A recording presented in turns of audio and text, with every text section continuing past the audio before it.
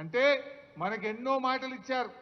2 లక్షల ఉద్యోగాలు బోగస్, 4000 నిరుద్యోగ భృతి బోగస్, మెగా డిఎస్సి బోగస్, అదేవిధంగా రాజీవ్ యువ వికాసం అన్నారు, అదో బోగస్. ఆ రాజీవ్ యువ వికాసం వికసించక ముందే వాడిపోయింది. అది ఏం చెప్పిండ్రు? జూన్ 2వ తారీఖు నాడు 5 లక్షల మంది నిరుద్యోగులకు మేము రాజీవ్ యువ వికాసం కింద సాయం చేయబోతున్నామన్నారు. జూన్ 2 పై 5 నెలలు ఒక్కనికన్నా ఇచ్చిండ్రా? మాటలు కూడా బోగస్, హామీలు బోగస్.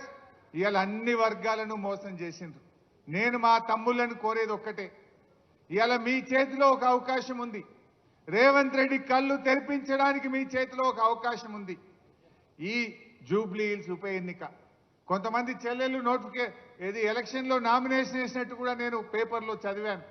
నేను మీతో కోరేది ఒక్కటే, జూబ్లీ హిల్స్ ఓడిపోతే రేవంత్ రెడ్డి ఏం గద్దె దిగడు కదా, ఆయన ముఖ్యమంత్రి పదవి ఏం పోదు కదా, ఇంకా 3 ఏళ్ళు పక్కా ఉంటాడు ఆయన్నే రేవంత్ రెడ్డి, ఉండాలని కూడా మేము కోరుకుంటున్నాం.